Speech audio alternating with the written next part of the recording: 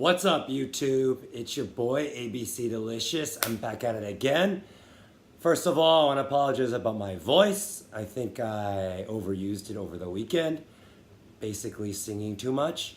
And also, I wanted to wish a belated Happy Father's Day to all the fathers out there, especially my brother, and who I think is the best father in the world, my dad. But obviously, I'm biased, and I want to wish Happy Father's Day to all you guys out there. So, the video today I wanted to upload and talk to you guys about is just to let you know what your boy is using as far as his cell phones. Now, obviously, nobody cares. Nobody has asked. Nobody has commented. But I'm a big cell phone geek, aficionado, nerd, whatever you want to call it. So, if I like it, I'm going to talk about it. So, basically, I'm using two different cell phones. First, you're probably wondering, why are you using two different cell phones? Are you a weirdo? Then I can make a joke about, one's for the wife and one's for the bleeps, but I'm not going to do that.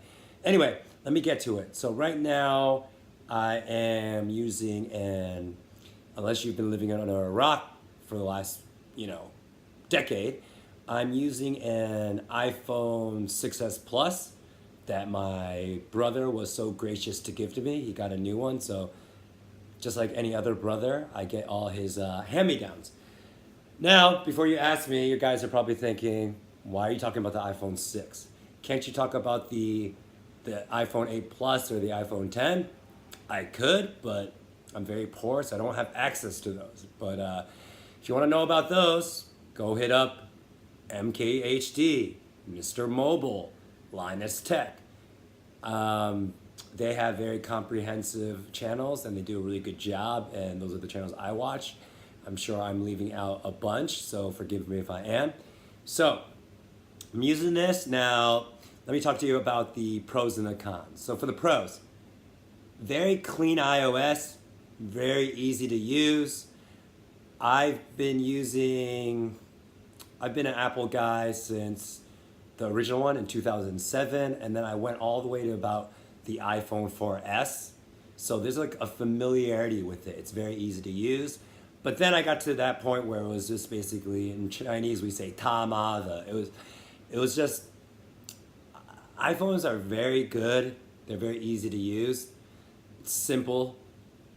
The IU is very good, but they never changed the design. There's no innovation. So that's definitely a con in my opinion. So the cons, what would it be?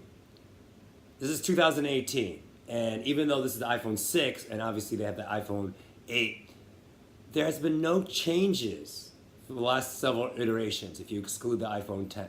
So you have that like big, ugly bezels, which I think which is unacceptable, considering all the other phones out there. You look at Xiaomi, I believe they're the first ones. They came out with like very small, minimal bezels. You have the new concept phones, the Vivo Next, which is basically, I think it was something like 90% of the bodies all screen. You even have the newer ones with the notches. And yes, I am aware that the iPhone 10 is joining that, so I'm excluding that. But the bezels are too big. I don't like to use iTunes. I don't know how others feel about it. Just iTunes is very annoying for me to use. And also the last con would be, I think, just the lack of expandable memory. So if you're a person who likes to take a lot of pictures, shoot a lot of video, put a lot of media on your phone, movies, music, the iPhone's kind of annoying because that means you have to skip the 64 gigabyte. This is 128 gigabyte. It's all right. I just miss the simplicity and the ease and the efficiency of just putting in a micro SD card for more memory. Now, some of you out there who don't do all that, it's going to be fine. You can get the base model, but basically, that's how I feel about it. Also, I don't know what happened.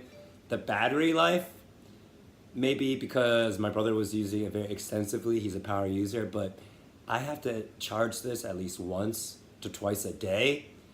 And so I think the iPhone 6s had please don't quote me or sue me, anybody out there, especially Apple, had like a 2800 battery or maybe 3000. So I just definitely feel like they could have done better in that job. But besides that, you know, um, very classic. Screen is pretty bright. Speaker's pretty loud, although the 6S only has one bottom firing speaker. Obviously, if you go to the 7 or the 8, they have the dual speakers and it gets better. And then obviously, for those of you guys nitpicking, they removed the 3.5 millimeter headphone jack, which they have on this. So basically, this is one of my drivers. Now, my other one, again, why do you have two phones? I don't know. This is called the Xiaomi Mi Max 2. Now, those of you in North America, my North American friends, you probably are not aware of this brand. It's a very famous Chinese brand, and they're selling quite well there. How well? Well, in fact, actually, I believe the last year, Xiaomi is one of the companies that actually reported a revenue profit. Like if you look at Samsung, if you look at Apple, they actually reported the first annual loss, I believe. So what does that mean? It just means people are holding onto their cell phones a little bit longer and they don't want to upgrade for every year, every 2 years. They probably want to wait 3 years. Like for example, if you have the Samsung S8, you're not going to probably get the S9. You're probably going to wait till the S10. So positives about this. It has a huge 6.4 full HD IPS immersive screen, which is awesome for content, watching YouTube, watching movies. It's just, once you go to a screen size this big, it's hard for me to go back to like 5.5 or 5 inches. It's just too small. Even though all my friends think I'm crazy and think this screen is so huge and doesn't fit in your pocket. Yes, it barely fits in my pocket. What else? So unlike the other phone that I just talked about, or most phones, which are basically 3,000 to 4,000 milliamp hour batteries, this bad boy has basically a 5,300 milliamp hour battery. Now, what does that mean? Unlike my iPhone, I'm able to use this phone for at least 2 days. And I'm a heavy user. Now, if you're a light to moderate user, you could probably get 3 days easy. So, and I'm also the type of guy, I'm a little bit OCD. I don't wait till, for the most time, I usually don't test out the endurance. I don't wait for my phone to get to 10% and then recharge it. I usually, bring a battery extender. If I'm in the house, I'll just end up charging the phone around 70%. So I have had no issues with this phone. Other good things, the price is only costs 7,500 or technically 7,499 NT. So for all of you non-Taiwanese people, that would be about 250 USD. Don't quote me again. And so it's really cheap. So obviously, where do they have to sacrifice? The internals. It's obviously, the CPU set is a lot slower. I think it's, I want to say it's like Snapdragon 630 or maybe 620. Again, don't quote me. There's 4 gigabytes of RAM. Overall, it's pretty good phone. I'm able to do most tasks with no problem. Now, obviously, if you're a huge gamer, you play high intensive games that require a lot of processing power, or you're doing a lot of multitasking, I'm not gonna lie, it has lagged on occasion, or unlike the iPhone or other higher chipsets, I do like once in a while, I don't even know if it's necessary, but like every couple of days I will kind of turn the phone back on just to kind of make sure it's running at peak efficiency. Another good thing about it, for a cheaper phone, unlike the iPhone, it has dual speakers, so the speakers come out of the bottom as well as the top, just in case you're playing some kind of games or something. Even if you put your finger here, you're not going to muffle the sound. So I feel like the sound quality is really good. What else? So now you're probably wondering, what are the drawbacks? Well, I've already talked about the internals. It's a little bit slower. The camera. not so good. Now again, for a $250 phone, I'm not expecting a Samsung or an iPhone, so I get it, but the camera's not good, the video is not too great. If it's the daytime, you can take decent pictures, but you feel like you're in 1998 to 2001. The picture quality is not that good. Selfies are not that good. Not that I'm really a selfie guy, but I'm gonna be very honest with you. If you're a vlogger or you're a YouTuber like me, I wouldn't recommend doing this. So that's why I'm in the market for a new phone. So the most important question: what phones is your boy looking at? I'm in Asia, so luckily we have a lot of phones that maybe the US is not lucky to have. I've been looking at all different ones. Obviously, iPhone 8 Plus, I rule that out because again, bezels are too big. I don't want that. iPhone X, it's good.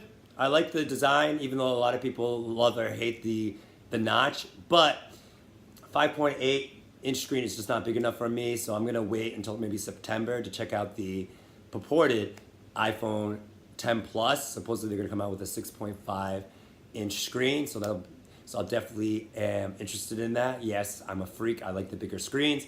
So what does that leave me with? I looked at Oppo, I looked at Huawei, they're all pretty good, but I don't know, the specs are not as good as the flagships.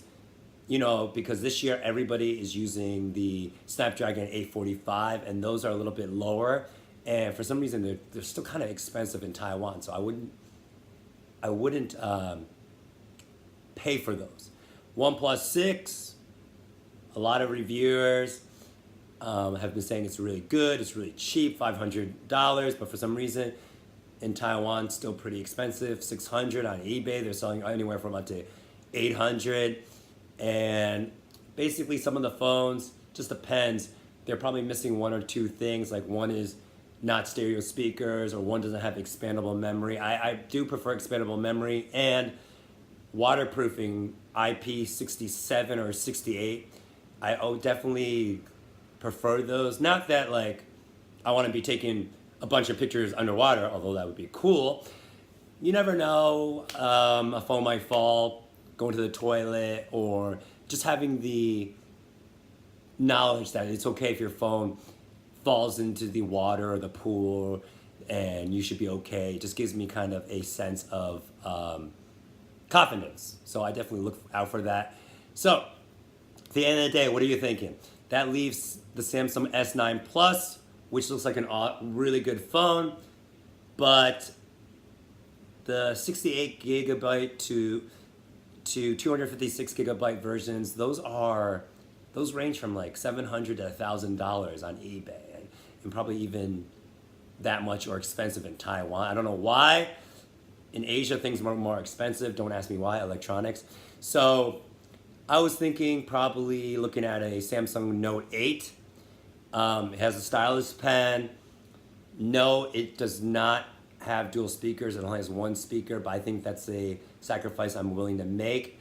And I was able to find it on eBay for $500 US. So I think, the things I want compared to the S9, $300, I don't need it that much. So I think the Note 8 has everything for the most part.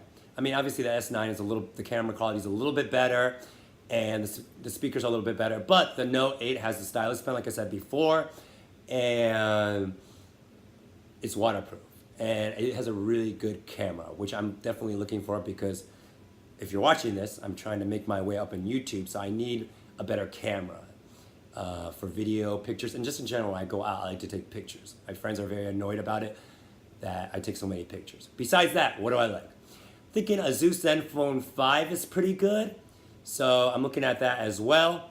Anyway, I've been yammering for so long, so if you like what you see, click like, subscribe, comment below, and I'll come back with more videos. Obviously, if you look at any of my videos on my channel, I talk about a lot of different things. I have varied interests, and comment back down below if you have anything you would like me to talk about it. Anyway, to the next video, peace.